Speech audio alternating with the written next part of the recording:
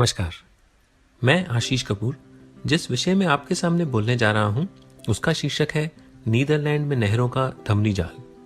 यह शीर्षक एक रहस्य की तरह लगता है और क्यों ना हो, नीदरलैंड में नहरों का जाल कुछ इसी तरह से फैला हुआ है।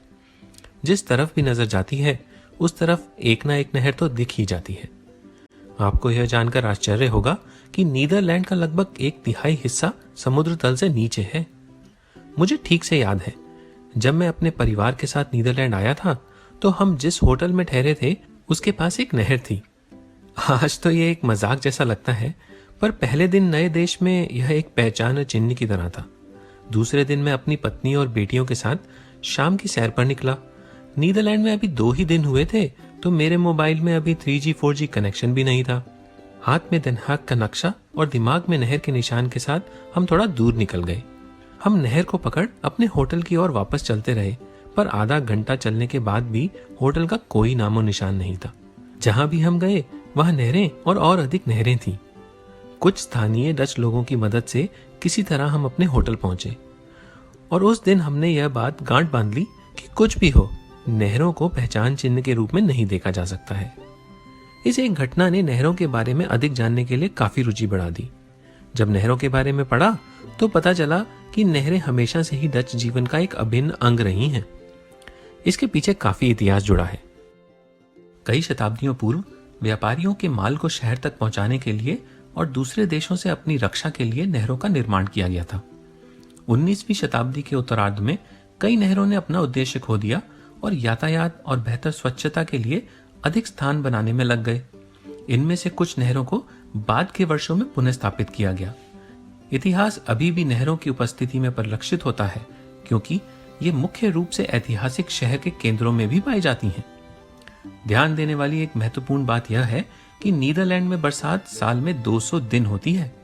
खेतों में पानी भर जाने का खतरा और बाढ़ की स्थिति का खतरा बना रहता है। खेतों में ज्यादा पानी ना भर जाए, इसके लिए वाटर टेक्नोलॉजी का उपयोग किया जाता है।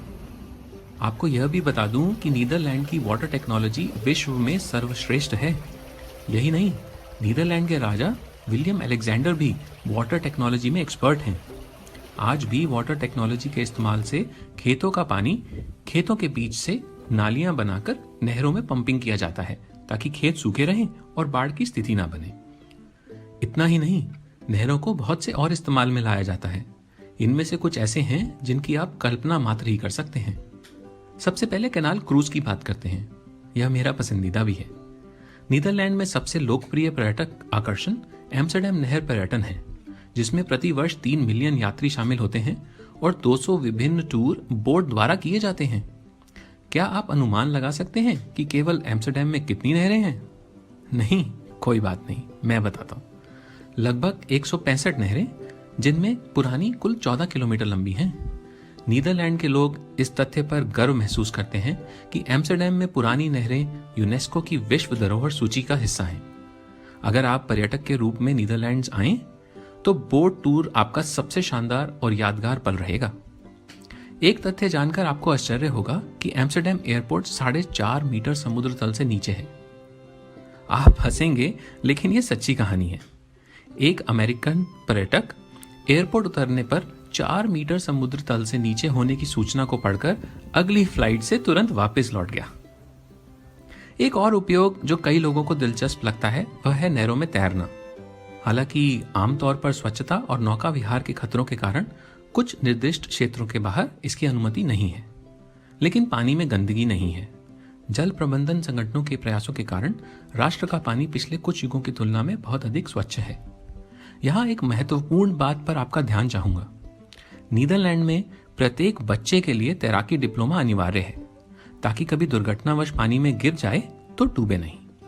नहरों को खेल प्रतियोगिता के काम में भी लाया जाता है। मुझे याद है, पिछले साल जब मेरे कोच महोदय स्कॉटलैंड से मैराथन का अभ्यास करवाने आए थे, तब हमने ट्रेनिंग के साथ साथ कनोइंग और रोइंग प्रतियोगिता का आनंद भी उठाया था। नीदरलैंड में कुछ लोगों के पास हाउस बोट भी हैं। नहरों द्वारा दी जाने वाली अतिरिक्त सतह को अक्सर हाउस बोट के उपयोग के साथ रहने की जगह के रूप में भी उपयोग किया जाता है। अकेले एम्स्टर्डम में लगभग 2500 पानी में तैरते घर हैं। और अंत में एक त्योहार से बेहतर तो कुछ भी नहीं। विभिन्न वार्षिक कार्यक्रम जैसे एम्स्टर्डम कैनाल प्राइड परेड इत्यादि बहुत से त्योहार नहरों पर नौकायन कर मनाए जाते हैं। विशेष त्योहार जैसे किंग्स डे के दौरान नहरों के ठीक ऊपर नौकाओं में अद्भुत प्रदर्शन देखने को मिलता है। यह हमारे लिए गर्व की बात है कि भारतीय कलाकार जो नीदरलैंड में रहते हैं इस तरह के आयोजनों के दौरान विभिन्न भारतीय नृत्य कर सभी का मन मोह लेते हैं। नहरों के बिना नीदरलैंड के लगभग 1/3 भूभाग में मानव जीवन की कल्पना भी नहीं की जा सकती है। इन नहरों के धमनियों के जाल ने ही मानव जीवन की सांसों की डोर थामी है। आशा है आपसे नीदरलैंड के किसी शहर में नहर किनारे मुलाकात होगी। तब तक के लिए धन्यवाद।